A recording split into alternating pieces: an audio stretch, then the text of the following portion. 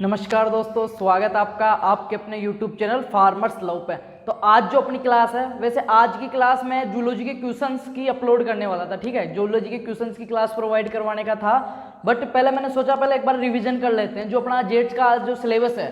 ठीक है, उसमें जो जूलॉजी का जो सिलेबस दे रखा है, जो यूनिट बी दे रखी है, सिलेबस को दो पार्ट में कर रखा है, यूनिट ए यूनिट बी। ठीक है, तो जो यूनिट बी है जूलॉजी, उसके बारे में जो उसका सिलेबस है, कंप्लीट सिलेबस का ओवरव्यू देखेंगे अपन। ठीक है, कंप्लीट सिलेबस का क्वेश्चंस कल करेंगे। उससे क्या है, आपको खुद को कॉन्फिडेंस आएगा। एक आज जो क्लास है उसमें मैं आपको क्या बता दूंगा कि जो जेट के अंदर जो टॉपिक्स हैं, मतलब जो ऐसे कुछ टॉपिक्स होते हैं जिनमें कन्फर्म क्वेश्चन पुटअप होता ही होता है, हमेशा पूछता ही पूछता है, और किस लैंग्वेज में पूछता है, कौन से टॉपिक्स को ज़्यादा देखना है, कौन सी जगह ज़्यादा देखना है, वो चीज़ डिस्कस कर लेंगे।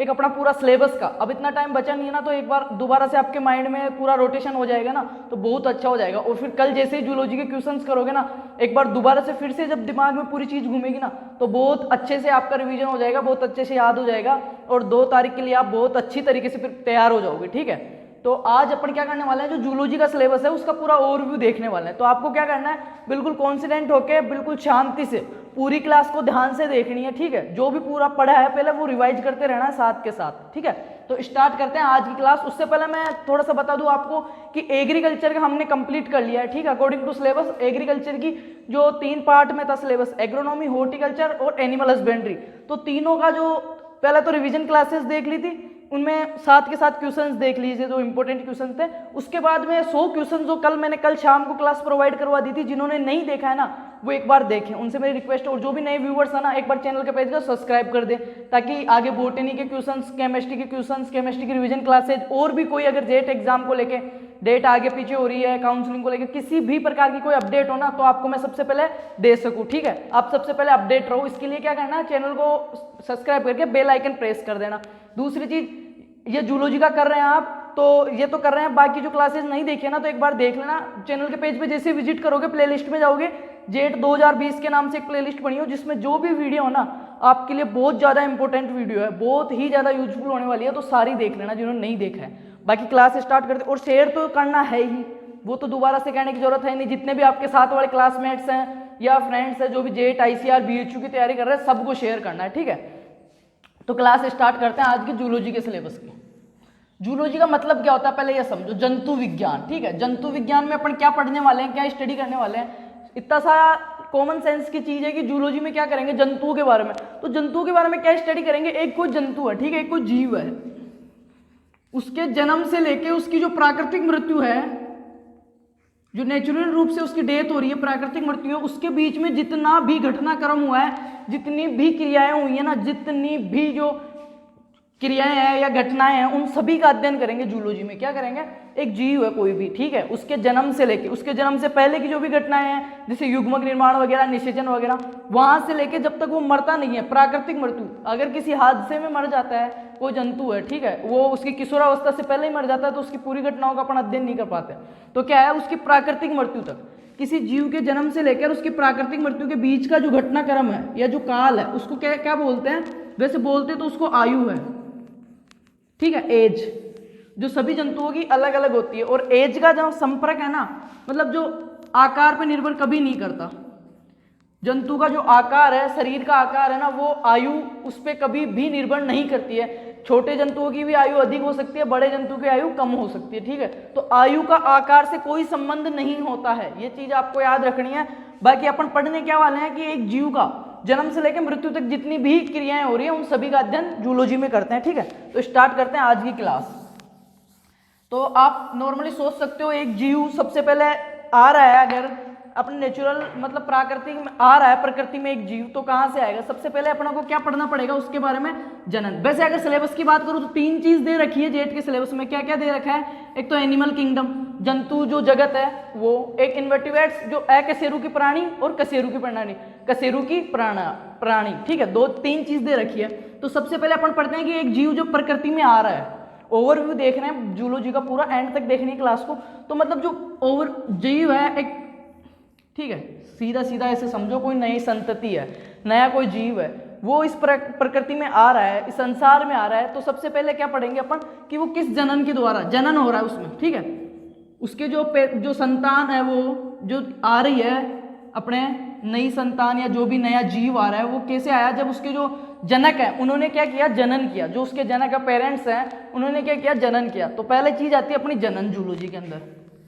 तो जनन किसको कहते हैं या जनन क्या होता है वो चीजें देख लेते हैं सबसे पहले अपन, ठीक है, कि कितने प्रकार का होता है, क्या है, फिर उसके बाद में आगे की चीजें डिस्कस करने वाले हैं। तो सबसे पहले करते हैं कि जीवों में जनन, कि जनन के द्वारा ही तो एक नया जीव आ रहा है। फिर वो जब नया जीव आ गया तो उसकी आगे की चीजें डिस्कस करेंगे अपन, उसका परिसंचरण तंत्र, उसका जो रिप्रोडक्शन सिस्टम है वो चीजें, ठीक है, उसका ब्लड जो है सर्कुलेशन सिस्टम है, उसके हार्ट के बारे में, उसके हर चीज के बारे में डिस्कस करेंगे, ठीक है। सबसे पहले जरूरी क्या है, जब एक जीव प्रकृति में आए, ठीक है, उसके बारे में करते हैं। तो जीवों में जनन की प्रक्रिया दो प्रकार की होती है, लैंगिक जनन और अलैंगिक जनन, सेक्सुअल और असेक्सुअल, ठीक है। लैंगिक और अलैंगिक जनन दो प्रकार का होता है। जनन किसको बोलते हैं ये तो पता होगा, अपने समान संतति उत्पन्न करना ही जनन कहलाता है सीधी लैंग्वेज में, ठीक है। और भी देख रहे हैं तो जनन क्या दो प्रकार का हो गया, ठीक है। कौन कौन सा हो गया, अलैंगिक और लैंगिक। लैंगिक जनन, अलैंगिक जनन, इसको क्या बोलते हैं, सेक्सुअल प्रोडक्शन और सेक्सुअल प्रोडक्शन या कायिक जनन भी बोलते हैं। जो अलैंगिक जनन है इसको कायिक जनन भी बोलते हैं, दूसरा नाम, ठीक है। सेक्सुअल एसेक्सुअल दो प्रकार का हो गया। बात करते हैं सबसे पहले अलैंगिक या कायिक जनन की। इसमें क्या होता है, नर और मादा, नर और मादा के दोनों का रहना जरूरी नहीं है। जो अलैंगिक जनन है उसमें नर व मादा दोनों का भाग लेना जरूरी नहीं है, निषेचन की प्रक्रिया भी जरूरी नहीं है, एक जीव भी जनन कर सकता है या अकेला जीव भी अपने समान नई संतति उत्पन्न कर सकता है, उसको क्या बोलते हैं, अलैंगिक जनन, ठीक है। बात करते हैं लैंगिक जनन की, सेक्सुअल प्रोडक्शन क्या होता है। तो जो लैंगिक जनन है ना वो एक जटिल प्रक्रम है, एक जटिल प्रक्रम है जिसमें क्या होता है, विभिन्न दो अलग अलग लिंग के नर व मादा दो प्राणी भाग लेते हैं जब वो परिपक्व अवस्था में हो जाते हैं, ठीक है। जब वो मतलब उनकी किशोर अवस्था को पार कर चुके होते हैं, एक जनन करने की भी एक अवस्था होती है, ठीक है, एक स्टेज होती है। तो वो उस अवस्था में होते हैं। लैंगिक जनन में क्या करते हैं, नर व मादा दोनों मिलके जनन की वो जो करते हैं, फिर लैंगिक जनन कहलाता है। जो संतति उत्पन्न होती है लैंगिक जनन कहलाता है। तो लैंगिक जनन की अगर बात करें, जब दो जनक विपरीत लिंग वाले जनन प्रक्रिया में भाग लेते हैं तथा नर व मादा युग्मक का युग्मनक होता है तो ये जनक लैंगिक जनन कहलाता है। मतलब ये जटिल प्रक्रिया है, इसमें युग्मनज, युग्मकों का निर्माण, निषेचन, फर्टिलाइजेशन, ये सब क्रियाएं होंगी, ये लंबी प्रक्रिया चलती है, ठीक है। तो ये तो होगा लैंगिक जनन और अलैंगिक जनन। बात करते हैं अलैंगिक जनन, एक कोशिका के जीवों में कोशिका विभाजन के द्वारा होता है। जो अलैंगिक या असेक्सुअल प्रोडक्शन है, जो ये एक कोशिकीय जीव है ना, अकोशिकीय जीव, उनमें कोशिका विभाजन के द्वारा होता है। जो अकोशिकीय जीव है उनमें अकोशिकीय या एक कोशिकीय जीवों में कोशिका विभाजन के द्वारा होता है। जैसे बात करें अगर ईस्ट में, ठीक है, इसमें क्या होता है, अलैंगिक जनन होता है या कायिक जनन, किसके द्वारा होता है, मुकुलन, मुकुलन, ठीक है। बात करें अमीबा में, तो अमीबा में किसके द्वारा होता है, द्विखंडन द्वारा, द्विखंडन द्वारा। अमीबा क्या होता है, सीधा सीधा दो भागों में बट जाता है। ये कोई अमीबा है, दो भागों में बट जाएगा, ये भी नया जीव बन जाएगा, ये भी नया जीव बन जाएगा, तो इसको क्या बोलते हैं, द्विविखंडन।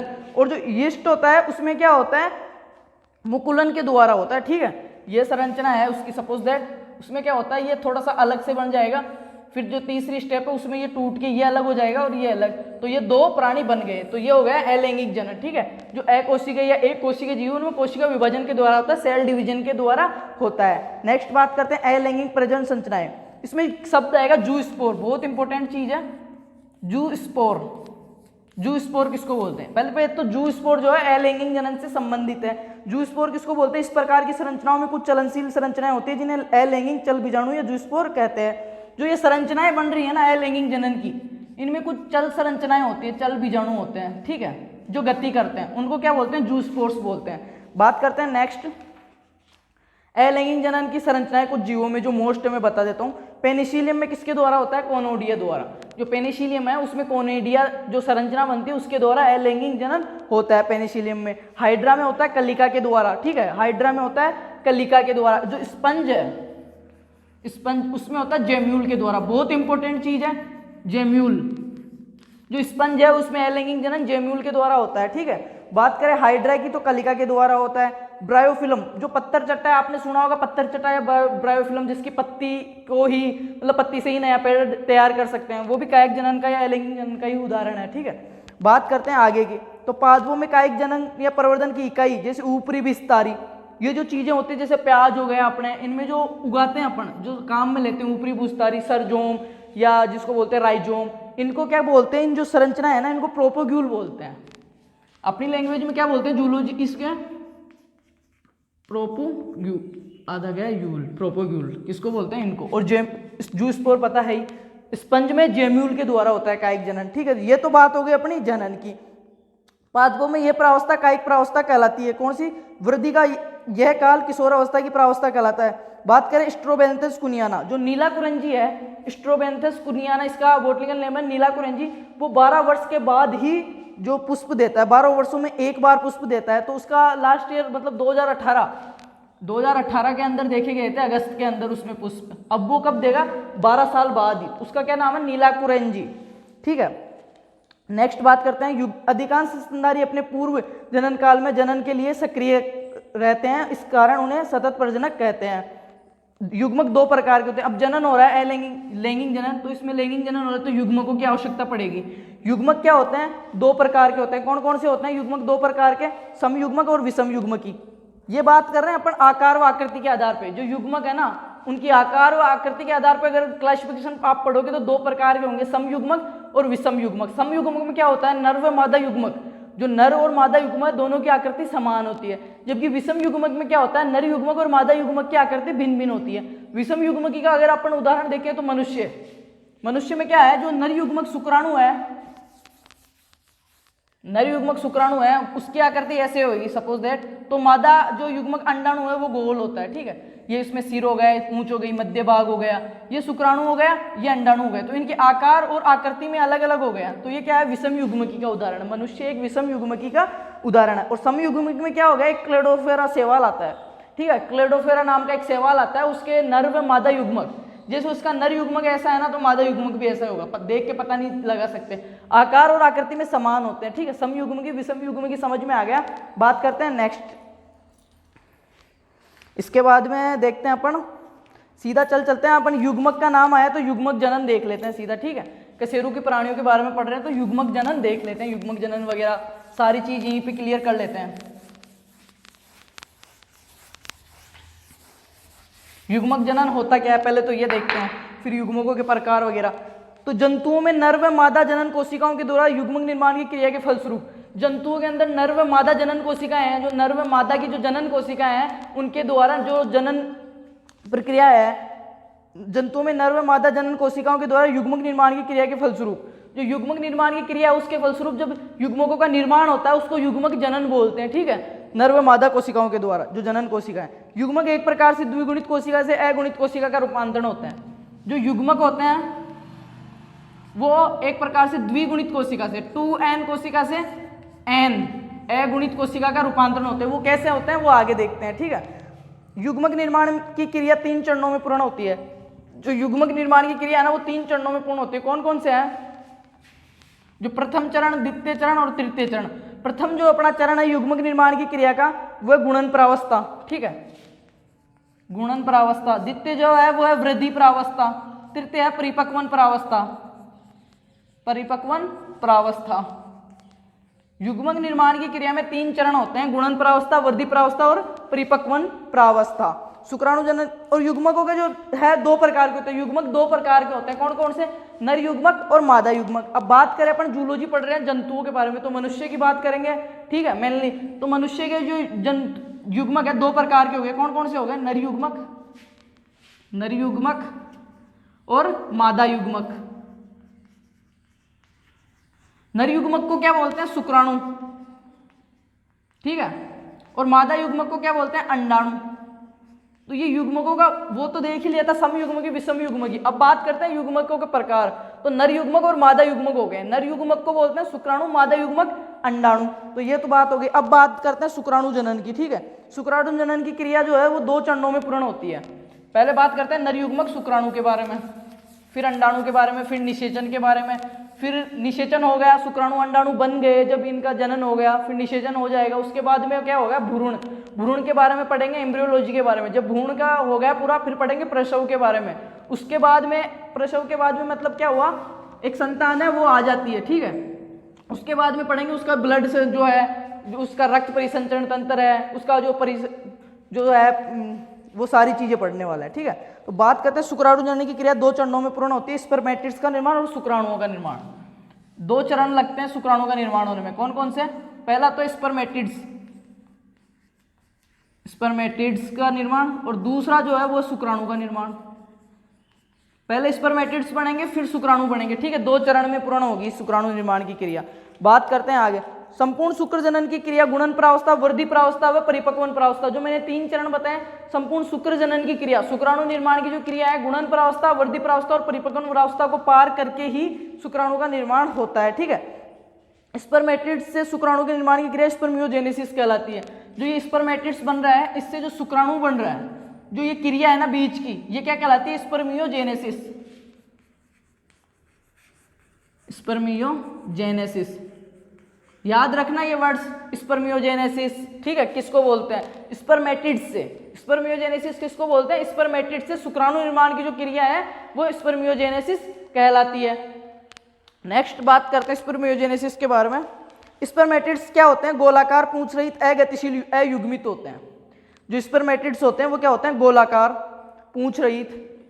स्पर्मेटिड्स की विशेषता देख लो, गोलाकार है, पूंछ रहित है, इसके कोई पूंछ नहीं पाई जाएगी, अगतिशील होते हैं, मतलब एन होते हैं, 2n नहीं होते हैं, अगतिशील होते हैं और अयुग्मित होते हैं। ये गति नहीं कर सकता, चल नहीं सकता, मतलब इधर उधर नहीं हो सकता, गति नहीं कर सकता, अयुग्मित होता है, एन होता है, 2n नहीं होता है, एन होता है, ठीक है। और क्या है? पूंछ रहित होता है, गोल होता है, वो क्या होता है? स्पर्मेटिड्स होता है। और इससे क्या बनता है? शुक्राणु। और किस क्रिया के द्वारा बनता है? स्पर्मियोजेनेसिस के द्वारा। किसके द्वारा बनता है? स्पर्मियोजेनेसिस के द्वारा। और जो शुक्राणु होता है वो क्या होता है? पूंछयुक्त, गतिशील, अयुग्मित, चल बीजाणु होता है, ठीक है। जो शुक्राणु बन रहा है अपना जो है स्पर्मेटिड्स, वो तो क्या है? अयुग्मित है, ठीक है, पूंछ रहित है, गोल है, अगतिशील है, वो तो क्या है? स्पर्मेटिड्स। और स्पर्मेटिड्स से जो शुक्राणु बनता है किस क्रिया के द्वारा बनता है? स्पर्मियोजेनेसिस के द्वारा बनता है। और जो शुक्राणु बनता है ना, नर युग्मक शुक्राणु, पूंछयुक्त, गतिशील, अयुग्मित होता है, ठीक है। बात करते हैं नेक्स्ट कि शुक्राणु स्पर्मेटिड्स से में विभेदन की क्रिया के द्वारा बनने वाले 3 भाग निम्न है। जब स्पर्मेटिड से जो ये गोल, बिना पूंछ वाला, बिना गति वाला, अगतिशील जो युग्मक है स्पर्मेटिड, इससे जब शुक्राणु बनता है, ठीक है, इस क्रिया को स्पर्मियोजेनेसिस बोलते हैं। और जो शुक्राणु बनता है वो कैसा बनता है? पूंछ युक्त बनता है, गतिशील होता है, अयुग्मित होता है, ठीक है। तो ये बनता है ना, ये स्पर्मियोजेनेसिस की क्रिया होती है ना, वो 3 भागों में होती है, ठीक है, 3 पार्टों में होती है। तो इसमें 3 चीज बनती है, ठीक है, सिर, मध्य भाग और पूंछ। जो शुक्राणु बनता है वो 3 चीजों से बनता है, सिर, मध्य भाग और पूंछ। अब अपन ये पढ़ेंगे तीनों चीजों का निर्माण किससे होता है। तो सबसे पहले देखते हैं सिर का निर्माण, कि शुक्राणु के सिर का निर्माण किससे होता है। शुक्राणु है वो स्पर्मेटिड से जब बनता है तो उस क्रिया को स्पर्मियोजेनेसिस कहते हैं। पर 3 पार्ट में बनता है वो। पहला जो है सिर का निर्माण, शुक्राणु के सिर का निर्माण। दूसरा जो है मध्य भाग, जो तीसरा है वो है पूंछ या पिछला भाग, ठीक है। इन तीनों चीज से मिलकर एक शुक्राणु का निर्माण होता है। जब वो स्पर्मेटिड से शुक्राणु में कायांतरित होता है या रूपांतरित होता है या बदलता है तो इन 3 चीजों का निर्माण होता है। फर्स्ट चीज ये देखते हैं शुक्राणु के सिर का निर्माण। तो शुक्राणु के सिर का निर्माण 2 भागों से मिलकर बना होता है। किससे? केंद्रक और एक्रोसोम। जो शुक्राणु का जो सिर है नर युग्मक शुक्राणु का, वो 2 चीजों से मिलकर बना होता है, केंद्रक और एक्रोसोम। अब ये बहुत अच्छा क्वेश्चन है कि शुक्राणु का जो सिर है, हेड भाग है, वो किससे बना होता है? केंद्रक से और एक्रोसोम से बना होता है। बात करें तो केंद्रक में से जो अनावश्यक पदार्थ है वो बाहर निकल जाता है। केंद्रक में से जो अनावश्यक पदार्थ है, द्रव्य वगैरह, वो बाहर निकल जाता है, जिससे केंद्रक क्या हो जाता है? लंबा, संकरा हो जाता है, ठीक है। बात करें एक्रोसोम की, तो एक्रोसोम का क्या होता है? एक्रोसोम शुक्राणु के केंद्रक के आगे का जो टोपीनुमा भाग होता है उसमें उपस्थित होता है। शुक्राणु के एक्रोसोम का निर्माण गोल्जी इकाई के द्वारा होता है। अब शुक्राणु का जो सिर है ना, वो तो बन रहा है केंद्रक और एक्रोसोम से, और एक्रोसोम का निर्माण किससे हो रहा है? गोल्जी इकाई से। जो गोल्जी बॉडी है, जिसकी खोज कैमिलो गोल्जी ने की थी उल्लू की तंत्रिका कोशिका में, ठीक है, उल्लू की तंत्रिका कोशिका में गोल्जी इकाई की खोज की थी कैमिलो गोल्जी ने। तो उससे क्या बनता है? गोल्जी इकाई से शुक्राणु का एक्रोसोम बनता है। और एक्रोसोम कहाँ पे पाया जाता है? शुक्राणु का जो सिर है ना, उसके ऊपर भाग में पाया जाता है। और एक्रोसोम में क्या होते हैं? ये गोल्जी इकाई से बनता है। और एक्रोसोम करता क्या है, काम क्या करता है? शुक्राणु के एक्रोसोम का निर्माण गोल्जी इकाई के द्वारा होता है। एक्रोसोम में कई प्रकार के जल अपघटनीय एंजाइम पाए जाते हैं। गोल्जी काय आपको पता है, गोल्जी काय से बन रहा है एक्रोसोम। एक्रोसोम में क्या पाए जाते हैं, जल अपघटनीय एंजाइम पाए जाते हैं, जो क्या करते हैं जब अंडाणु के संपर्क में आता है शुक्राणु, सपोज दैट जब निषेचन की प्रक्रिया होगी, ये अंडाणु है, ये अपना इधर से शुक्राणु जा रहा है, ठीक है, जब ये मिलेंगे उसको क्या बोलते हैं, युग्मक निर्माण, ये युग्मनज, युग्मनज जायगोट का निर्माण हो गया, ये मिलती, ठीक है। अब जायगोट बन गया, ये क्या करेगा, शुक्राणु का सिर भाग हो गया, ऊपर ही ऊपर पाया जाएगा इसमें एक्रोसोम, जो कि किससे बना है, गोल्जी काय से बना है, ठीक है, एक्रोसोम गोल्जी काय से बना है। इसमें क्या है, जल अपघटनीय एंजाइम। तो ये क्या करेगा, जब निषेचन की क्रिया कब होगी, फर्टिलाइजेशन कब होएगा, जब ये शुक्राणु है ना अंडाणु के अंदर घुसेगा, ठीक है, अंडाणु को फर्टिलाइजेट करेगा, निषेचित करेगा। तो ये क्या करेगा, जो अंडाणु के ऊपर जो परतें पाई जाती है उनको गलाने के लिए काम में आएगा। एक्रोसोम अपने जल अपघटनीय एंजाइमों से उन परतों को गला देगा, ठीक है। बात करते हैं एक्रोसोम में कई प्रकार के जल अपघटनीय एंजाइम पाए जाते हैं जो अंडाणु की परतों को गलाने में काम आते हैं। बात करते हैं नेक्स्ट मध्य भाग की, ये तो बात हो गई शुक्राणु के सिर की। अब बात करते हैं मध्य भाग की। तो शुक्राणु के केंद्रक के ठीक पीछे का भाग मध्य भाग कहलाता है। जो शुक्राणु का केंद्रक है उसके ठीक पीछे का भाग क्या कहलाता है, मध्य भाग कहलाता है। मतलब पूंछ भाग से आगे का और केंद्रक से पीछे का जो भाग है वो बीच वाला क्या कहलाता है, मध्य भाग, शुक्राणु का मध्य भाग कहलाता है। इस भाग में 2 तारक केंद्रक पाए जाते हैं। जो शुक्राणु का मध्य भाग है उसमें 2 तारक केंद्रक पाए जाते हैं, निकष तारक केंद्र और दूरस्थ तारक केंद्र, ठीक है, 2 तारक केंद्रक पाए जाते हैं। ये दोनों तारक केंद्र एक दूसरे के समकोण पे स्थित होते हैं। ये जो दूरस्थ तारक केंद्र और निकष तारक केंद्र है ये दोनों एक दूसरे के समकोण के ऊपर स्थित होते हैं। बात करते हैं नेक्स्ट कि ग्रीवा के नीचे वाले भाग में माइटोकॉन्ड्रिया भरे होते हैं, ठीक है, ग्रीवा के नीचे वाले भाग में माइटोकॉन्ड्रिया भरे होते हैं। स्तनधारी प्राणियों में माइटोकॉन्ड्रिया अक्षीय तंतु के चारों ओर सर्पिलाकार कुंडलों के रूप में पाए जाते हैं, इसे निबेन कण कहते हैं। बहुत इंपॉर्टेंट चीज है, एक शब्द आएगा निबेन कण। तो जो स्तनधारी प्राणी है उनका जो शुक्राणु है उसमें क्या है, जो माइटोकॉन्ड्रिया है ना वो कुंडलों के रूप में पाए जाते हैं, इस व्यवस्था में पाए जाते हैं। उसी व्यवस्था को क्या बोलते हैं, निबेन कण, ठीक है। कुंडलों के रूप में माइटोकॉन्ड्रिया का पाया जाना स्तनधारियों में क्या कहलाता है, निबेन कण कहलाता है। तो शुक्राणुओं को गति के लिए ऊर्जा कौन देता है, माइटोकॉन्ड्रिया। शुक्राणुओं को गति जो करते हैं पूंछ भाग से, गतिशील है, आपको पता है जो नरयुग्मक शुक्राणु वो गतिशील अयुग्मित अगुणित चीज है, ठीक है। तो इसको गति करने के लिए जो ऊर्जा देता है वो कौन देता है, अपने माइटोकॉन्ड्रिया देता है, ठीक है। माइटोकॉन्ड्रिया की खोज किसने की थी, सी बेंडा ने की थी, ठीक है, माइटोकॉन्ड्रिया। बात करते हैं नेक्स्ट, ये तो हो गया मध्य भाग का। अब पूंछ भाग, ये शुक्राणु का सबसे पिछला लंबा संकरा भाग होता है जो तंतु कोशिकीय द्रव्यीय आवरण से या प्लाज्मा कला का बना होता है। सबसे पीछे वाला भाग होता है जो प्लाज्मा कला या तंतु द्रव्यीय जो आवरण है उसका बना होता है। और ये क्या काम करता है, इसमें 9 परिधीय व 2 तारकीय केंद्रक पाए जाते हैं। 9 परिधीय व 2 केंद्रीय तंतु पाए जाते हैं। 9 + 2 पढ़ा होगा आपने, यहाँ पे अपन सिर्फ रिविजन कर रहे हैं, ठीक है, मोटा मोटा ऊपर का देख रहे हैं एक बार। बाकी ये क्लास से अगर टाइम रहता ना तो मैं बहुत अच्छे से लेता, आपको एक एक चीज समझाता, फुल एनसीईआरटी, कोई दिक्कत नहीं आती आपको। बट अब टाइम नहीं बचा है इतना, आपके पास भी मेरे पास भी। तो अभी क्या है, आज ये रिवीजन क्लास देख लेते हैं, कल इसके बहुत अच्छे से एक एक टॉपिक के जो मोस्ट क्वेश्चंस बना के रखे हुए हैं उसकी क्लास में आपको प्रोवाइड करवा दूंगा। फिर केमिस्ट्री की देखेंगे आगे। तो ये हो गया अपना शुक्राणु के बारे में पूरी चीज। अब देख लेते हैं शुक्राणु जनन का महत्व, कि शुक्राणु जनन का इंपॉर्टेंस क्या है, महत्व क्या है। तो शुक्राणु जनन में गोलाकार स्पर्मेटेड कोशिका से पूंछ युक्त गतिशील अयुग्मित शुक्राणु का निर्माण होता है जो निषेचन की क्रिया को पूर्ण करता है। मतलब निषेचन जो फर्टिलाइजेशन की जो क्रिया है उसको पूर्ण करने के लिए शुक्राणु का होना आवश्यक है, ठीक है, शुक्राणु का होना आवश्यक है, ये चीज है। आगे बात करते हैं, सामान्य अवस्था में शुक्राणु पूंछ युक्त होते हैं। सामान्य अवस्था में आपको सबको पता है कि शुक्राणु पूंछ युक्त होते हैं, बट जो एस्केरिस है ना, एस्केरिस आगे पढ़ेंगे, जो प्लेटियल मंथरीज वगैरह है उनमें एस्केरिस आता है। एस्केरिस के जो शुक्राणु ना वो पूंछ रहित होते हैं, उसके पूंछ नहीं पाई जाती है, ठीक है। सक्रिय अवस्था में शुक्राणुओं का जीवन काल 1 से 24 घंटे का होता है। सक्रिय अवस्था में अगर शुक्राणु का जीवन काल देखें तो 1 से 24 घंटे का होता है। सक्रिय अवस्था में शुक्राणुओं का जीवन काल 1 से 24 घंटे का होता है। तो ये बात हो गई अपनी शुक्राणु की कंप्लीट, ठीक है। अब आगे चलते हैं।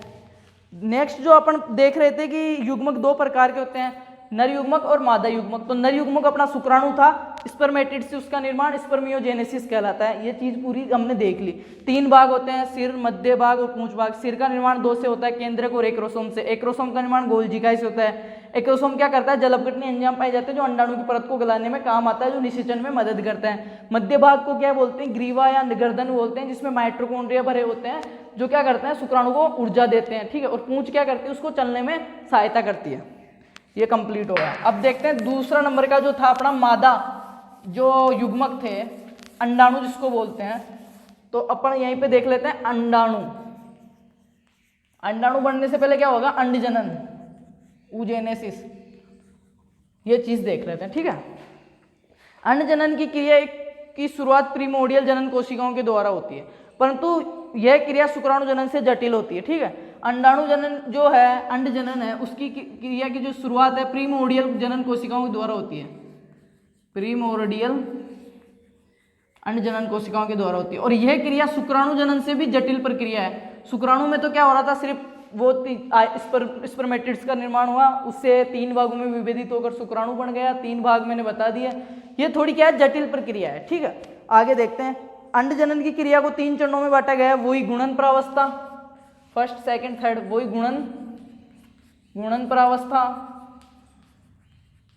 वृद्धि प्रावस्था और परिपक्वन प्रावस्था। वही शुक्राणु वाली 3 चीज है, गुणन प्रावस्था, वृद्धि प्रावस्था और परिपक्वन प्रावस्था। गुणन प्रावस्था में क्या होता है, इस प्रावस्था में जननी उपकला में उपस्थित जो कोशिकाएं है ना, वो बड़ी होकर प्रीमोर्डियल जो जनन कोशिकाएं है ना, उनका निर्माण कर लेती है, प्रीमोर्डियल जनन कोशिकाओं का निर्माण कर लेती है, वो गुणन प्रावस्था में ये होता है, ठीक है। फिर क्या होता है, जब ये प्रीमोर्डियल जनन कोशिकाओं बनाती है, जो कि जननी उपकला से विभाजित होकर पृथक होकर अंडजनन मात्र कोशिका या उगोनिया का निर्माण कर लेती है, वो उनसे पृथक होकर छोटी कोशिकाओं से बड़ी होकर क्या बनाती है, प्रीमोर्डियल जनन कोशिकाएं बना लेती है, और उससे जब पृथक होकर क्या बना लेती है, वो उगोनिया या जो जनन मात्र कोशिका है, अंडजनन मात्र कोशिका बना लेती है। दूसरी है वृद्धि प्रावस्था। वृद्धि प्रावस्था में क्या होता है, ये भी देख लेते हैं। प्राथमिक अंडजनन कोशिकाओं में वृद्धि प्रावस्था में प्रवेश करती है। जो प्राथमिक अंडजनन कोशिकाएं जब वृद्धि प्रावस्था में एंटर करती है, ग्रोथ स्टेज में एंटर करती है, तो वो क्या करती है, इस समय पदार्थों का जो आवश्यक पोषक पदार्थ है, प्रोटीन वगैरह, उनका संश्लेषण एवं संचय कर लेती है, इनका संचय कर लेती है। वृद्धि प्रावस्था में क्या करती है, जब वो प्राथमिक जनन कोशिकाएं वृद्धि प्रावस्था में एंटर करती है, तो जो आवश्यक पोषक पदार्थ है पोषण के लिए, ठीक है, एनर्जी के लिए, उन पदार्थों का संचयन कर लेती है, ऑब्जर्वेशन कर लेती है, उनको इकट्ठा कर लेती है, जो कि क्या करती है, भ्रूण जो होता है उसको एनर्जी देने के लिए काम में आते हैं, ये चीजें इकट्ठा कर लेती है वृद्धि प्रावस्था के अंदर। नेक्स्ट बात करते हैं परिपक्वन प्रावस्था की।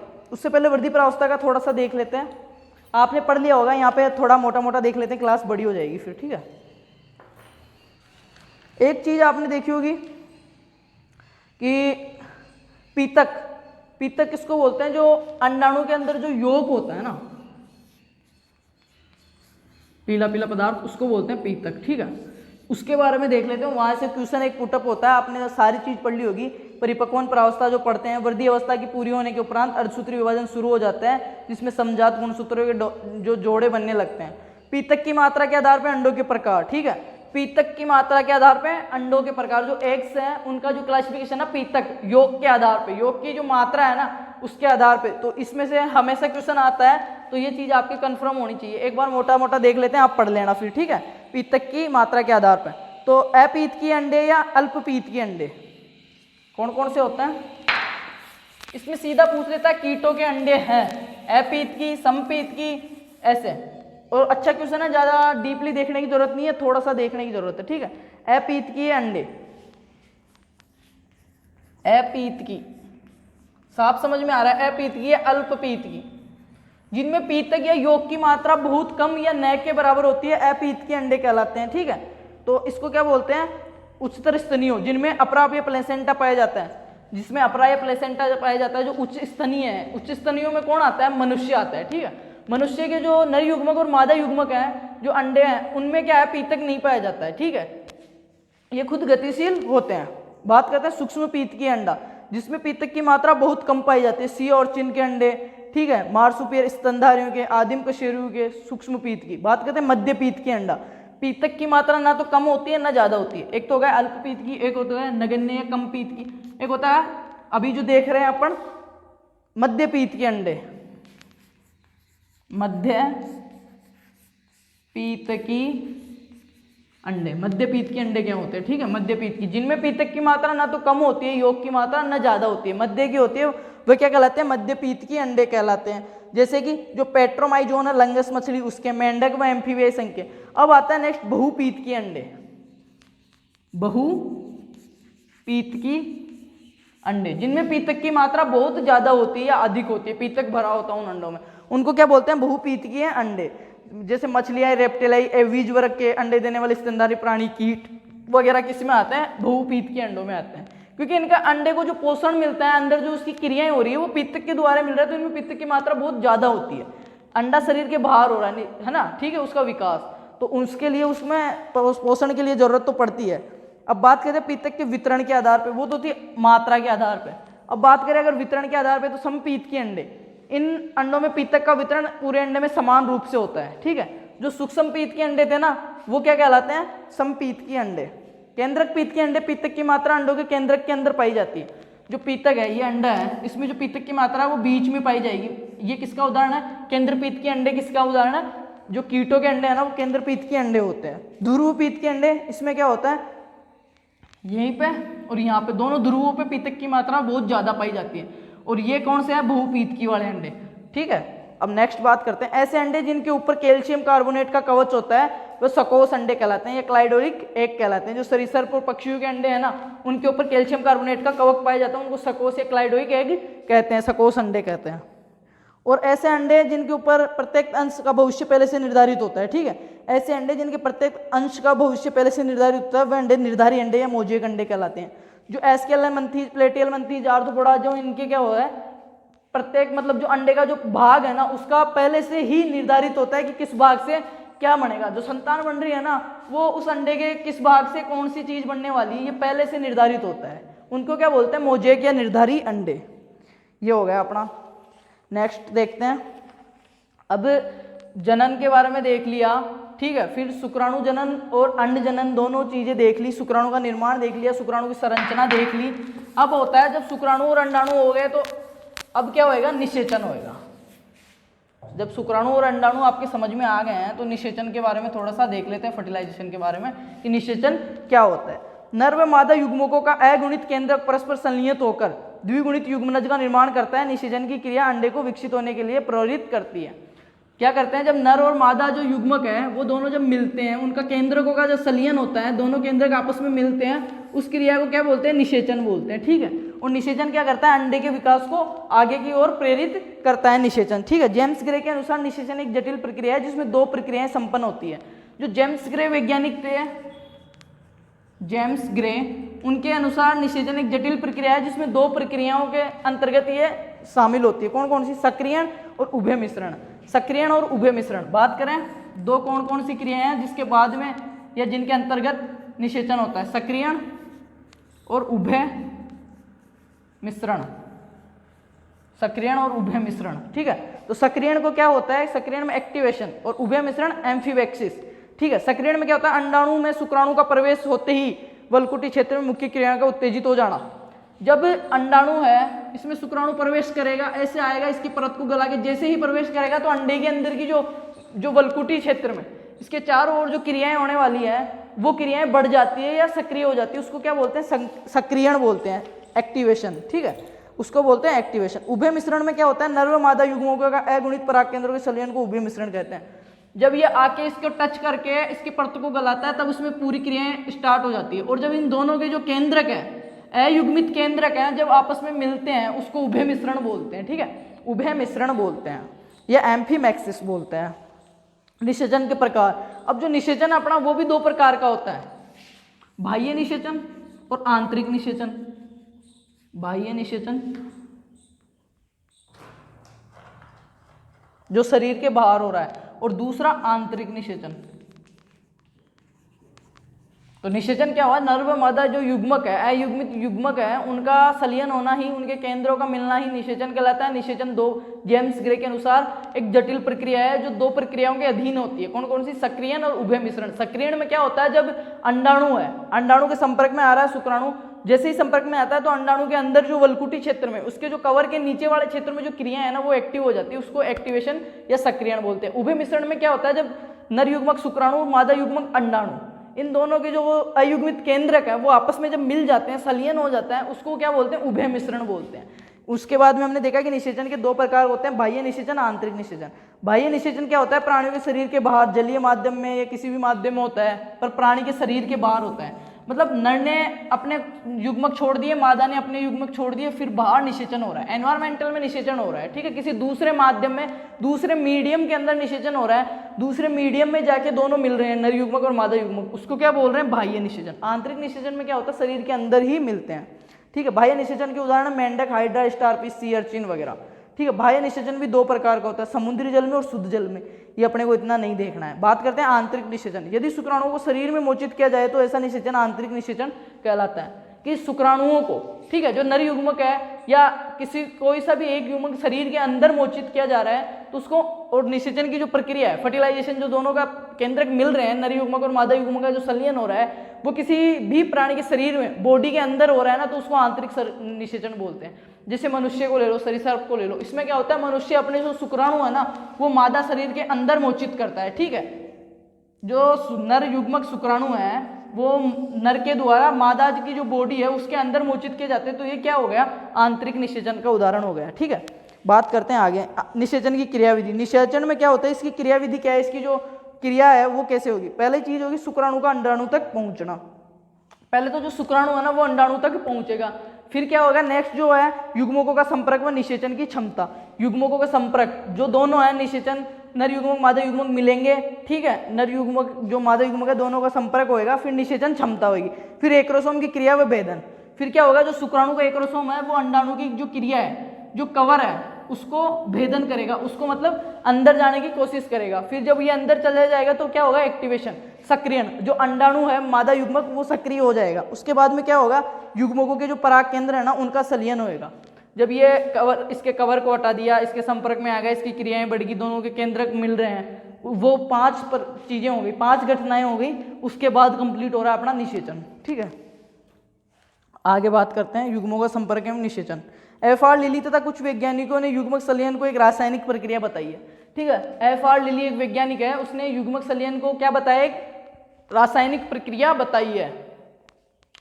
तो ये निषेचन का हो गया।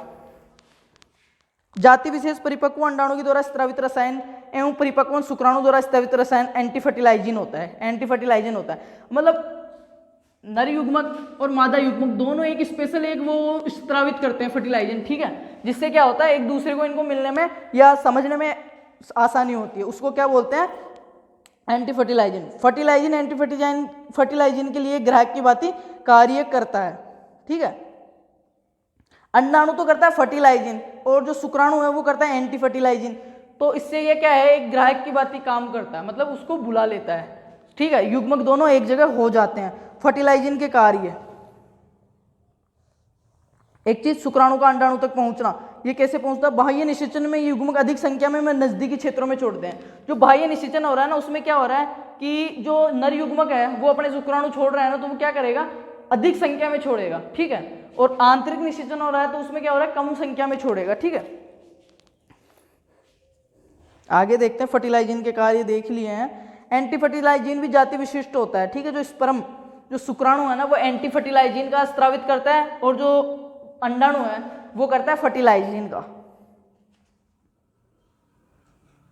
आगे एक्रोसोम में शक्तिशाली लयनकारी एंजाइम्स पाए जाते हैं। ठीक है। जो एक्रोसोम है उसमें हाइड्रोल्यूरिनेज, ये क्वेश्चन आया था बहुत बार कि एक्रोसोम में कौन सा लयनकारी एंजाइम पाया जाता है जो अंडाणु की परत को गला देता है। ये तो पता है कि एक्रोसोम गोल्जिकाई से बनता है। ठीक है। और एक्रोसोम में जल अपघटनीय एंजाइम पाए जाते हैं। एक्रोसोम का काम ही यही है कि जो अंडाणु की परत संपर्क में आते हैं उसको गाल के शुक्राणु का जो केंद्र है उसको अंदर जाने के लिए रास्ता प्रदान करे। और वो कौन सा स्रावित करता है, जो गलाने वाला है, कौन सा अब वो स्रावित करता है जिसकी वजह से गलता है, तो वो क्या है, लयनकारी एंजाइम कौन सा स्रावित करता है, हाइलोयूरोडिनेज। कीटों मछलियों के अंडाणु एक सुदृढ़ आवरण द्वारा ढके होते हैं। इस आवरण को कई छिद्र पाए जाते हैं, इसे माइक्रोपाइल्स कहते हैं। ठीक है।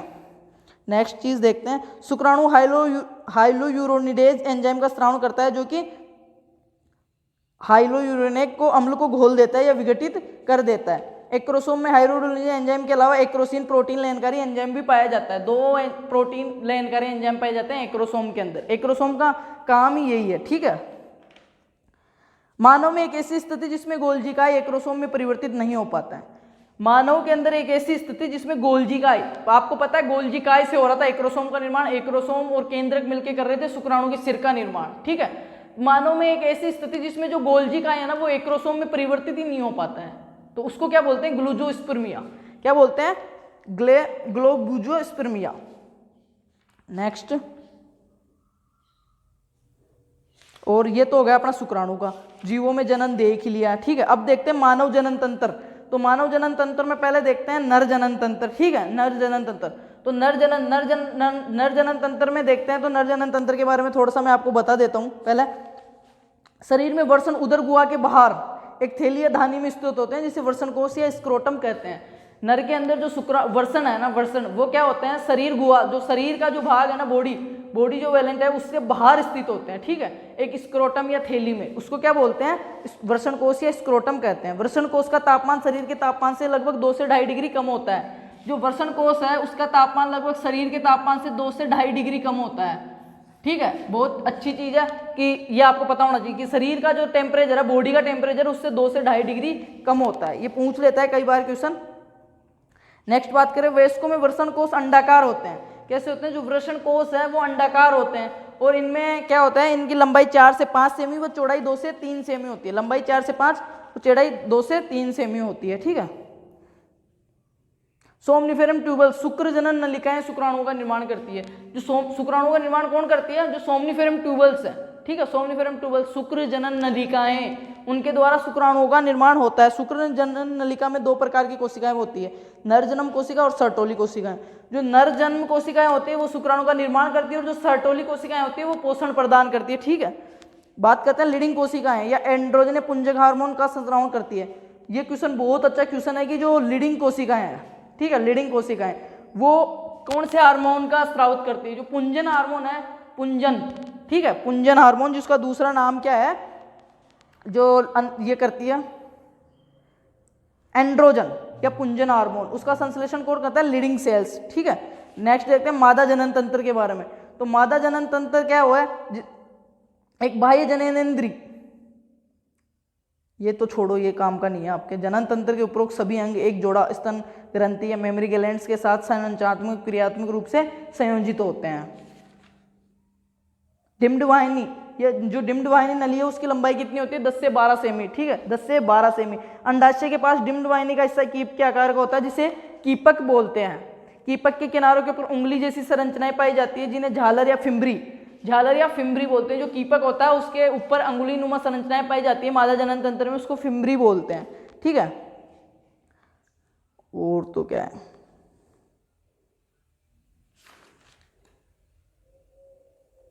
अपरा का नाम सुना होगा आपने, अपरा के कार्य, ठीक है। भ्रूणीय परिवर्धन के बारे में देख लेते हैं, निषेचन वगैरह सब कुछ देख लिया। मादा जनन तंत्र और नर जनन तंत्र, आप एक बार इसका जो डायग्राम है ना उससे पढ़ के जाना थोड़ा सही से, कि कौन सा अंग है, कौन सा हार्मोन जो है वो स्रावित कर रहा है, ये चीजें आप देख के जाना। अब देखते हैं भ्रूणीय परिवर्धन। तो भ्रूण के अंतरोपण के पश्चात पोषकोरक या ब्लास्टुला पर अंगुली के समान जो संरचनाएं होती है उसे जरायु अंक कहते हैं, जरायु अंकुरक कहते हैं, ठीक है। अपरा का कार्य क्या है, भ्रूण को पोषण प्रदान करना है, ऑक्सीजन देना तथा साथ साथ CO2 और उत्सर्जित पदार्थों को बाहर निकालना। 12th की बुक में भी है ये क्वेश्चन कि अपरा के कार्य क्या है। तो अपरा क्या करती है, भ्रूण को पोषण प्रदान करती है तथा ऑक्सीजन देती है, तथा अंदर से CO2 व जो उत्सर्जित पदार्थ जो वेस्ट मटेरियल है उसको बाहर निकालती है अपरा। और अपरा के द्वारा अनेक प्रकार के हार्मोन स्रावित करती है, कौन कौन से, HCG जो मानव जरायु अंकुरिक है, ह्यूमन कोरोनिक, एक करती है HPL एस्ट्रोजन, प्रोजेस्टेरोन और रिलैक्सिन, ये सारे हार्मोन कौन करती है, अपरा स्रावित करती है।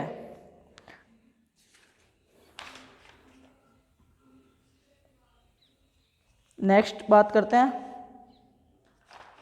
जंतुओं में परिसंचरण तंत्र, ठीक है। जंतुओं में परिसंचरण तंत्र के बारे में देख लेते हैं थोड़ा सा ऊपर का, बाकी ओवरव्यू देख रहे हैं अपन, ठीक है।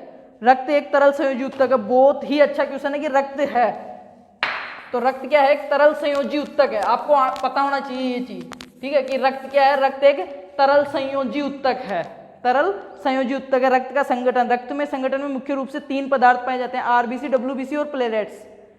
RBC, WBC और प्लेट्स, ठीक है। इसको क्या बोलते हैं, रेड ब्लड कार्पेल, मतलब जो लाल रक्त कणिकाएं, सफेद रक्त कणिकाएं, श्वेत रक्त कणिकाएं, और प्लेटलेट्स तो बिंबाणु बोलते हैं हिंदी में, ठीक है। रक्त का पीएच कितना होता है, 6.7 से 7.4।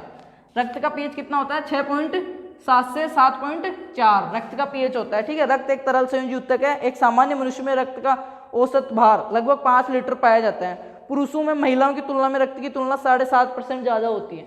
पुरुषों के अंदर महिलाओं से 7.5% लगभग रक्त ज़्यादा पाया जाता है, जो ब्लड का जो है भार वो ज़्यादा पाया जाता है। प्लाज्मा में 90% तक लगभग जल होता है और 10% लगभग अकार्बनिक रसायन पाए जाते हैं। जो प्लाज्मा होती है अपनी, उसमें लगभग 90% तक वाटर पाया जाता है और 10% में क्या पाया जाता है, अकार्बनिक जो पदार्थ हैं वो पाए जाते हैं। ठीक है। प्रोटीन, एल्ब्यूमिन, फाइब्रिनोजन, प्रोथ्रोम्बिन, ये प्रोटीन्स पाई जाती हैं। सीरम और प्लाज्मा में क्या अंतर होता है, सीरम क्या होती है और प्लाज्मा क्या होती है? तो सीरम होती है बिना प्रोटीन के पाए जाने वाला प्लाज्मा, बिना प्रोटीन के पाए जाने वाला प्लाज्मा सीरम कहलाता है, और प्रोटीन के साथ पाए जाने वाला प्लाज्मा क्या कहलाता है, प्लाज्मा। रक्त का वह संगठन जिसमें प्रोटीन व रक्त कणिकाओं का समूह मौजूद हो वो प्लाज्मा कहलाता है। लाल रक्त कणिकाएं, आरबीसी के बारे में देख लेते हैं कि स्तनधारियों की आरबीसी बिना केंद्रक की होती है, इसकी आकृति वलयाकार व अवतल लेंस की तरह होती है। ठीक है। जो स्तनधारियों की आरबीसी होती है वो बिना केंद्रक की होती है। ठीक है, केंद्रक विहीन होती है। इसकी आकृति कैसी होती है, इसकी आकृति वलयाकार और अवतल लेंस की तरह होती है, वलयाकार व अवतल लेंस की तरह होती है आरबीसी की आकृति। और स्तनधारियों की आरबीसी केंद्रक रहित होती है, बिना केंद्रक की होती है। रक्त का लाल रंग हीमोग्लोबिन वर्णक, जो हीमोग्लोबिन वर्णक है वो एक शोषणीय वर्णक है, शोषण के अंदर हेल्प करता है। जो रक्त है अपना ब्लड है, उसका जो लाल रंग होता है हीमोग्लोबिन वर्णक के कारण ही होता है, एचबी के कारण। ठीक है। आरबीसी का जीवन काल 50 से 120 दिन का होता है, लगभग 120 दिन का होता है आरबीसी का जीवन काल। स्तनधारियों में आरबीसी का जीवन काल 120 दिन का होता है। आरबीसी संपूर्ण कोशिकाओं का 99% भाग बनाती है। जो अपनी आरबीसी है, जो लाल रक्त कणिकाएं हैं, वो क्या करती है, अपनी संपूर्ण कोशिकाएं उनका लगभग 90% भाग आरबीसी ही बनाती है। नेक्स्ट, आरबीसी का जीवन काल 120 दिन का होता है। आरबीसी नष्ट होने के बाद जब नई आरबीसी बनती है तो उसका निर्माण बोन मेरो, अस्थि मज्जा, बहुत इंपॉर्टेंट चीज है कि जब आरबीसी नष्ट हो जाती है 120 दिन बाद तो नई आरबीसी कौन बनाता है, जो बोन मेरो है, हिंदी में बात करें अस्थि मज्जा जिसको बोलते हैं, अस्थि मज्जा, वो क्या बनाती है, नई आरबीसी बनाती है। आरबीसी का जीवनकाल 120 दिन का होता है। अस्थि मज्जा में आरबीसी के निर्माण की क्रिया इरिथ्रोसिस कहलाती है। पुरुषों में आरबीसी की संख्या 52 लाख घन मीटर होती है, जबकि महिलाओं में इसकी संख्या 48 लाख घन mm होती है। ऊंट व लांबा की आरबीसी में केंद्रक पाया जाता है। वैसे स्तनधारियों की आरबीसी में केंद्रक नहीं पाया जाता है, पर ऊंट और लांबा अपवाद है, इनके आरबीसी में केंद्रक पाया जाता है। आरबीसी नष्ट होने के बाद प्लीहा में चली जाती है, इसलिए प्लीहा को आरबीसी का कब्रिस्तान कहते हैं।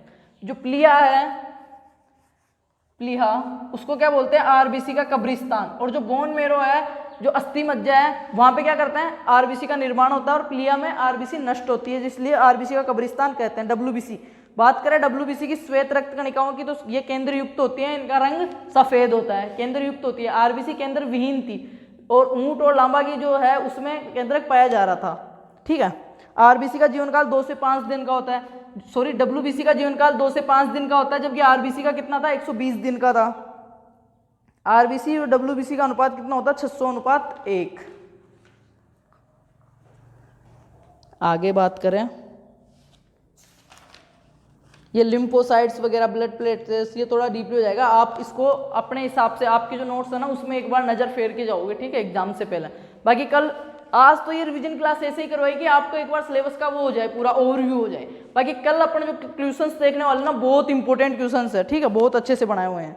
बात करते हैं रक्त समूह, ब्लड ग्रुप की, तो मनुष्य में रुधिर को आरबीसी की उपस्थिति पर या प्रतिजन तथा प्लाज्मा में उपस्थित प्रतिरक्षी, जो एंटीजन और एंटीबॉडी के आधार पर है ना, रुधिर को 4 वर्गों में बांटा गया है। जो रुधिर जो अपन देखते हैं कि किस कौन सा है, ठीक है, ब्लड ग्रुप देखते हैं, वो किसके आधार पर उनको क्लासिफिकेशन किया गया है ब्लड ग्रुप्स का, जो एंटीजन और एंटीबॉडीज है, प्रतिजन और प्रतिरोधी है, उनके हिसाब से किया गया है प्रतिरक्षी के। कोलैंड स्टीनर ने रुधिर वर्ग ए बी की खोज की थी, जबकि रुधिर वर्ग ओ की खोज किसने की थी, डी कोस्टेलो ने, वेस्टूली ने। ठीक है, एंटीजन और एंटीबॉडी के आधार पर इसका क्लासिफिकेशन किया गया है। रक्तदान करते समय एक ही रक्त समूह वाले व्यक्ति को रक्त दिया जा सकता है। विपरीत रक्त में पाई जाने वाली एंटीबॉडीज परस्पर क्रिया करके गुच्छेनुमा संरचना बना देती है, जिससे क्रिया को सम्मोहन कहलाती है। सेम जिसका ब्लड ग्रुप है वो उसी को ब्लड ग्रुप, ठीक है, ब्लड डोनेट कर सकता है। अगर डिफरेंट में करोगे तो उसके एंटीबॉडीज जो हैं वो इकट्ठी होकर सम्मोहन, गुच्छा बना लेगी, थक्का बन जाएगा, जिससे क्या होता है, आदमी की मृत्यु हो जाती है। नेक्स्ट, जो ए बी ब्लड ग्रुप है वो सर्वहारी होता है, सर्वग्राही होता है, क्योंकि इसमें एंटीबॉडीज नहीं पाई जाती। जो ए बी वाला है वो सर्वग्राही होता है, सबसे ले सकता है, ठीक है। ए बी वाला होता है उसमें क्या है, एंटीबॉडीज नहीं पाई जाती है, एंटीबॉडीज। और आरएच कारक क्या है, आरएच कारक सन 1932 में रीसस नामक बंदर में आरएच कारक की खोज की थी। और किसने की थी? कोललैंड स्टीनर ने। आरएच फैक्टर जो है, आरएच कारक है, उसकी खोज रीसस नामक जो बंदर है उसमें की थी। किसने की थी? कोललैंड स्टीनर ने की थी। याद रखना ये चीज, आरएच कारक की खोज रीसस नामक बंदर में कोललैंड स्टीनर व वीनर ने की थी। रक्त में पाया जाने वाला एक विशेष प्रकार का एंटीजन आरएच कारक कहलाता है। ठीक है, आरएच कारक। रक्त का स्कंदन, रक्त के स्कंदन की प्रक्रिया, रक्त का थक्का बनना एक ही प्रक्रिया है। रक्त का स्कंदन या थक्का बनना एक ही चीज है। ठीक है, रक्त का स्कंदन या जो थक्का बनना है, सम्मोहन है, वो एक ही चीज है, जिसमें कि 13 कारक जिम्मेदार होते हैं तथा कैल्शियम आयन इसमें महत्वपूर्ण भूमिका निभाता है। जो रक्त का थक्का बनता है उसमें कैल्शियम आयन महत्वपूर्ण भूमिका निभाता है। वैसे इसकी बात करें तो 13 कारक इसके लिए उत्तरदायी होते हैं रक्त का थक्का बनने के लिए। जब चोट लगती है तो पट्टिकाणु जो कोशिका प्लेटलेट्स है वो टूट जाती है, जिसकी वजह से प्रोथ्रोम्बिन या थ्रोम्बोप्लास्टिन है ना, जो घुलनशील का निर्माण होता है, ये थ्रोम्बोप्लास्टिन जब अघुलनशील अवस्था में आ जाती है तो फोम्ब्रिन का निर्माण हो जाता है तथा रक्त का बहना रुक जाता है या थक्का बन जाता है। ये हो गए रक्त स्कंदन की चीजें। अब बात करते हैं परिसंचरण तंत्र, मानव परिसंचरण तंत्र। हृदय की उत्पत्ति मीजोडर्म से होती है। ठीक है, जो अपना हृदय है उसकी उत्पत्ति किससे हुई है? मीजोडर्म। ठीक है, मीजोडर्म से। हृदय की उत्पत्ति मीजोडर्म से होती है। हृदय के 4 कोष्ठ होते हैं, 2 आलिंद और 2 नीले। ठीक है, 2 आलिंद और 2 नीले। बाएं आलिंद व दाएं आलिंद को अलग करने के लिए जो पेशीय भित्ति होती है अंत आंदोलीय पंट कहलाती है। ठीक है, एक चीज होती है नोडल उत्तक। नोडल उत्तक क्या होता है? ये एक विशेष प्रकार की हृदय पेशी विन्यास है जो कि हृदय पेशियों से बना होता है। हृदय पेशी विन्यास है नोडल उत्तक। नोडल उत्तक के बारे में पढ़ के जाना, यहाँ से क्वेश्चन बहुत ज्यादा पुटअप होने के चांसेस है। ठीक है, नोडल उत्तक क्या है। नेक्स्ट बात करते हैं सिरा आलिंद गुंडी, नीले आलिंद गुंडी, ये सब चीजें आप देख के जाओगे। जीवों में श्वसन, श्वसन क्या? वायुमंडल में उपस्थित ऑक्सीजन और कोशिकाओं में से उत्पन्न CO2 का जो आदान प्रदान की क्रिया है वो क्या कहलाती है? श्वसन है। ऑक्सीजन लेना, CO2 छोड़ना, जो इन दोनों गैसों का जो आदान प्रदान है वो क्या कहलाएगा? श्वसन या रेस्पिरेशन कहलाता है, श्वसन कहलाता है। विभिन्न जीवों में श्वसन की क्रियाविधि उनके संगठन या निवास स्थान पर निर्भर करती है। उनके श्वसन, आर्थ्रोपोडा में, मोलस्का में श्वसन अंग फ्लोम या गिलस होते हैं। ठीक है, बात करें नेक्स्ट, ये कोई खास नहीं है, ये RQTD। ठीक है, ये चीजें आप एक बार देख के जाओगे।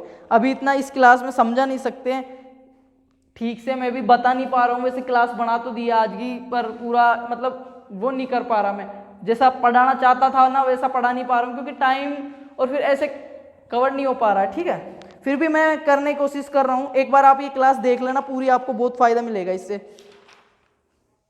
प्राणी जगत, जो कशेरुकी प्राणी है, एनिलिडा संघ, एनिलिडा शब्द लेमार्क ने दिया था। ठीक है, एनिलिडा संघ लेमार्क ने दिया था। और प्राणियों का जो वर्गीकरण हुआ था एनिमल किंगडम का, वो 2 चीजों पे होता। जो कशेरुकी दंड है ना, उसकी उपस्थिति के आधार पर और अनुपस्थिति के आधार पर। तो अकशेरुकी और कशेरुकी 2 प्रकार के जीवों में बांटा गया था। कशेरुकी प्राणी और अकशेरुकी प्राणियों में बांटा गया था इनको, जीवों को। ठीक है, एनिलिडा संघ, एनिलिडा शब्द लेमार्क ने दिया था। ये मुक्तजीवी, आर्द्र मृदा, स्वच्छ जल, लवणीय जल अथवा कुछ परजीवी आवास में पाए जाते हैं। इनका शरीर लचीला, लंबवत, बेलनाकार अथवा चपटा होता है। ठीक है, जो एनालिड्स हैं उनका शरीर, एनिलिडा वाले। परिसंचर तंत्र बंद प्रकार का पाया जाता है इनका, एनिलिडा वालों का। अब जो केंचुआ है, आप क्या करोगे? केंचुआ के बारे में पढ़ के जाओगे आपके सिलेबस में। केंचुआ है, केंचुआ, केंचुए के बारे में, इसको केंचुए का जूलॉजिकल नाम क्या है? फेरिटेमा पोस्थुमा, फेरिटिमा पोस्थुमा। और इसका जो कुल वो क्या है? एनिलिडा। ठीक है, एनिलिडा। वर्ग कौन सा है? ओलिगोकिटाटा।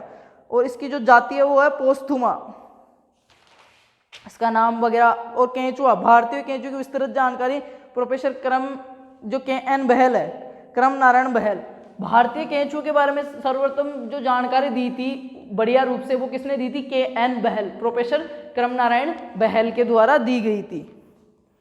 ये उभयलिंगी प्राणी होते हैं। केंचुए को किसान का मित्र भी कहा जाता है। इनका जो जीव है, ये जीव अंग तंत्र का प्रकार का पाए जाते हैं, अंग तंत्र प्रकार का इनमें वो पाया जाता है। इनका परिसंचरण तंत्र बंद प्रकार का होता है। इनमें एक वक्र नेफ्रिडिया पाया जाता है जो प्राशन, नियमन व उत्सर्जन में मदद करता है केंचुए में। अब मादा जनन तंत्र है, जैसे कौन से अंडाशय कौन से खंड पे पाया जाता है? 13वें खंड पे पाया जा रहा है। ठीक है, ये सब चीजें आपको आनी चाहिए। एक बार आपको इनमें केंचुए में निषेचन की क्रिया वर्षा ऋतु जुलाई में होती है। मैथुन की क्रिया में 1 घंटा लगता है। ये चीज़ें पता होनी चाहिए। कोकून का निर्माण कैसे होता है। संग प्लेटियलमंथीज, ये नाम गेगनवार ने दिया था। प्लेटियलमंथीज जो नाम है वो गेगनवार एक वैज्ञानिक है, उन्होंने दिया था। तो ये चीज़ें तो समझने की नहीं है। अमीबा के बारे में से भी बहुत अच्छे क्वेश्चन पुटअप होते हैं कि अमीबा को काल्पनिक देवता भी कहा जाता है, समुद्र का काल्पनिक देवता भी कहा जाता है अमीबा को। ये चीज़ आपको पता होना चाहिए। अमीबा की जो जातियाँ, अमीबा हिस्टोलाइटिका आंत में पाया जाता है, और अमीबा जिंजेवेलिस मसूड़ों में पाया जाता है जिसे पायरिया रोग करता है, और इकोलाई मानव आंत में पाया जाता है, सहभोजिता प्रदर्शित करता है। अमीबा की बात करें तो अमीबा प्रोटियस के सामान्य अभिलाक्षणिक गुण क्या क्या है। संघ प्रोटोजोआ है इसका। गोल्डफस ने प्रोटोजोआ नाम दिया था, जो गोल्डफस वैज्ञानिक थे उन्होंने प्रोटोजोआ नाम दिया था। अमीबा की खोज रोसेनहोफ ने की थी। अमीबा की खोज किसने की थी? रोसेनहोफ ने। और अमीबा का पूर्ण अध्ययन एच.आई. हर्ट्सफील्ड ने किया था। अमीबा सर्वाधिक ऊर्जा जल नियमन के दौरान खर्च करता है। जो अमीबा है वो अपनी सर्वाधिक जो क्रिया का जो उत्सर्जन करता है या हानि होती है वो जल नियमन के दौरान करता है। और तो क्या है, सबसे बड़ा अमीबा कौन सा? अमीबा पोलीमिक्सा। और सबसे छोटा अमीबा वेरुकोसा। सबसे बड़ा है पोलीमिक्सा, सबसे बड़ा अमीबा अमीबा पोलीमिक्सा, और सबसे छोटा अमीबा वेरुकोसा। अमीबा में जो चलन होता है वो कूटपाद से होता है, ठीक है, गमन में सहायता करता है। कूटपाद के अग्रपाद पे हाइलिन केप पाई जाती है।